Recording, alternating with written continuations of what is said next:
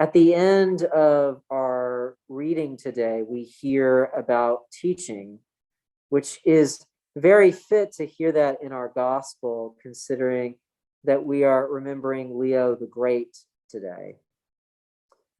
Now, in Leo's time, in around 451 AD, there was a great concern about who Jesus actually is. They're trying to figure that out and understand that better. Was Jesus just somebody in this world that God ordained to be the Messiah, who he set aside for this specific role as a fellow human being?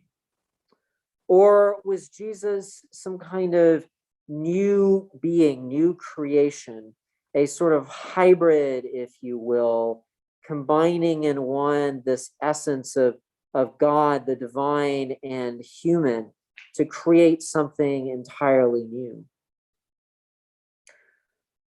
Or was Jesus just simply God, come down into this world to be a fellow human being with us? Now, that last question is a very simplified version of what Leo wrote down. And it was in his work in Leo's tomb that the Council of Chalcedon, one of the early councils of the church, used to help form a definition of what Jesus's nature actually was. And even though it's short, it's about that long, it packs in a lot in there. So if you've got some time and you want to take it to read more about that definition, you can always do so in the back of the Book of Common Prayer in the historical documents. That definition of Chalcedon is the very first thing that you'll see at the top of the page there. But the importance of Leo's work, the importance of this definition of Chalcedon, doesn't come just from the theological implications. It comes from how it affects us, how it affects how we look at our own relationship with God.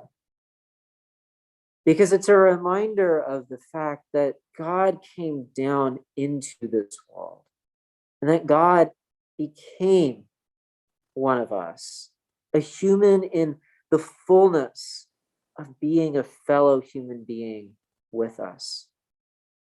And God did that out of love for us. God did that to try to bridge that gap that had been forged between ourselves and God. God came down into this world himself in the fullness of his being in order to be one of us, so that we could be in relationship with God.